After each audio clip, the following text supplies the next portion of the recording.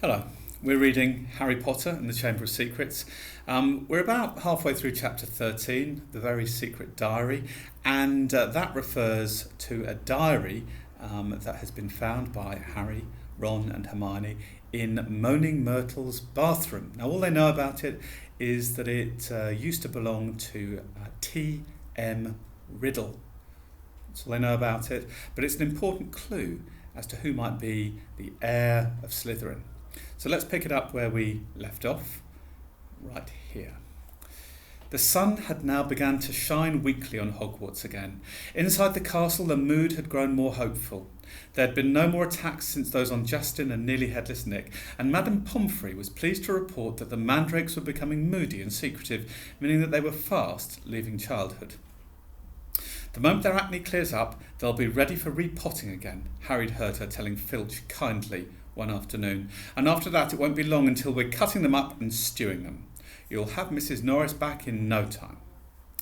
Perhaps the heir of Slytherin had lost his or her nerve, thought Harry. It must be getting riskier and riskier to open the Chamber of Secrets with the school so alert and suspicious.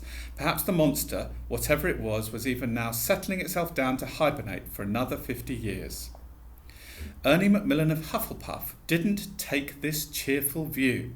He was still convinced that Harry was the guilty one, that he had given himself away at the duelling club. Peeves wasn't helping matters. He kept popping up in the crowded corridors singing, "Oh Potter, you rotter," now with a dance routine to match, which I think must have been quite irritating.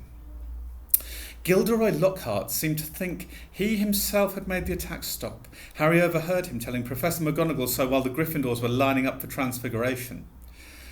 "I don't think there'll be any more trouble, Minerva," he said, tapping his nose knowingly and winking. "I think the chamber has been locked for good this time. The culprit must have known it was only a matter of time before I caught them. Rather sensible to stop now before I came down hard on them, you know. You know, what the school needs now is a morale booster. Wash away the memories of last term. I won't say any more just now, but I think I know just the thing." He tapped his nose again and strode off. Lockhart's idea of a morale booster became clear at breakfast time on February the 14th. Harry hadn't had much sleep because of a late running Quidditch practice the night before, and he hurried down to the Great Hall slightly late. He thought for a moment that he'd walked through the wrong doors.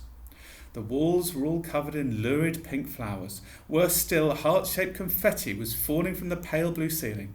Harry went over to the Gryffindor table where Ron was sitting looking sickened, and Hermione seemed to have come over rather giggly. "What's going on?" Harry asked him, sitting down and wiping confetti off his bacon. Ron pointed to the teacher's table, apparently too disgusted to speak. Lockhart, wearing lurid pink robes to match the decorations, was waving for silence. The teachers on either side of him were looking stony-faced. From where he sat, Harry could see a muscle going in Professor McGonagall's cheek. Snape looked as though someone had just fed him a large beaker of Skelligro. "Happy Valentine's Day," Lockhart shouted. "And may I thank the 46 people who have, so far, sent me cards. Yes, I have taken the liberty of arranging this little surprise for you all. And it doesn't end here." Lockhart clapped his hands, and through the doors to the entrance hall marched a dozen surly-looking dwarfs. Not just any dwarfs, however. Lockhart had them all wearing golden wings and carrying harps. "My friendly card-carrying cupids," beamed Lockhart. "They will be roving around the school today, delivering your valentines, and the fun doesn't stop here. I'm sure my colleagues will want to enter into the spirit of the occasion. Why not ask Professor Snape to show you how to whip up a love potion? And while you're at it, Professor Flitwick knows more about entrancing enchantments than any wizard I've ever met." The sly old dog. Professor Flitwick buried his face in his hands. Snape was looking as though the first person to ask him for a love potion would be force-fed poison. "Please, Hermione, tell me you weren't one of the 46, said Ron, as they left the Great Hall for their first lesson. Hermione suddenly became very interested in searching her bag for her timetable, and didn't answer. All day long the dwarves kept barging into their classes to deliver valentines, the annoyance of the teachers, and late that afternoon as the Gryffindors were walking upstairs for charms, one of them caught up with Harry. "Oi you, Harry Potter," shouted a particularly grim-looking dwarf, elbowing people out of the way to get to Harry. Hot all over at the thought of being given a Valentine in front of a queue of first years, which happened to include Ginny Weasley, Harry tried to escape. The dwarf, however, cut his way through the crowd by kicking people's shins and reached him before he'd gone 2 paces. "I've got a musical message to deliver to Harry Potter in person," he said, twanging his harp in a threatening sort of way. "Not here," Harry hissed, trying to escape. "Stay still," grunted the dwarf, grabbing hold of Harry's bag and pulling him back. "Let me go," Harry snarled, tugging. With a loud ripping noise, his bag split in 2. His books, wand, parchment and quills spilled onto the floor and his ink bottle smashed over the lot. Harry scrambled round, trying to pick it all up before the dwarf started singing, causing something of a hold-up in the corridor. "What's going on here?" came the cold, drawling voice of Draco Malfoy. Harry started stuffing everything feverishly into his ripped bag, desperate to get away before Malfoy could hear his musical Valentine. "What's all this commotion?" said another familiar voice as Percy Weasley appeared. Losing his head, Harry tried to make a run for it, but the dwarf seized him around the knees and brought him crashing to the floor. "Right," he said, sitting on Harry's ankles, "here is your singing Valentine.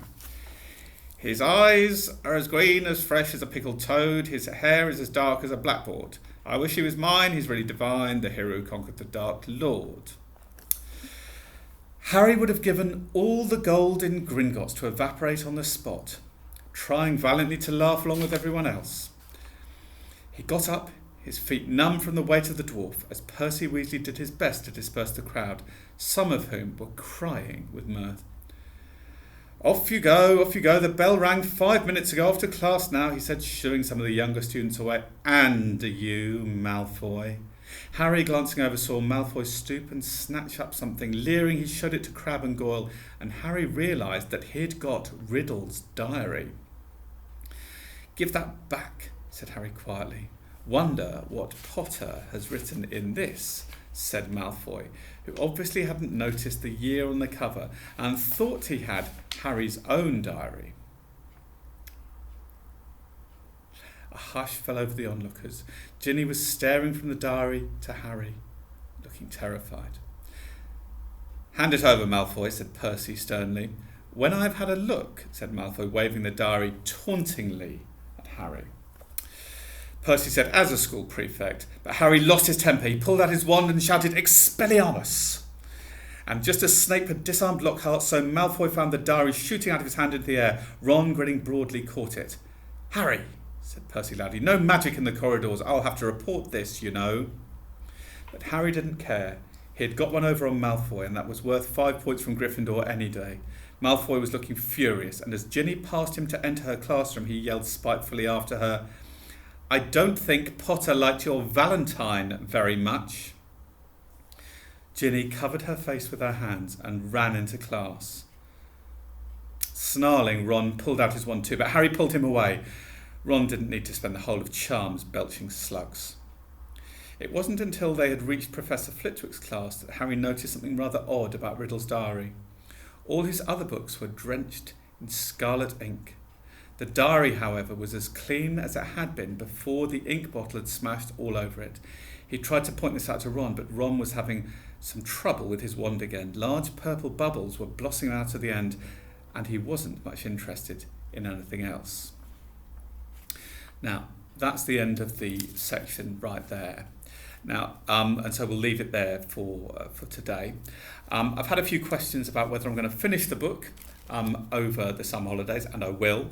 We're on page 179 now, and the last page is page 251. So that will be a pleasure finishing that.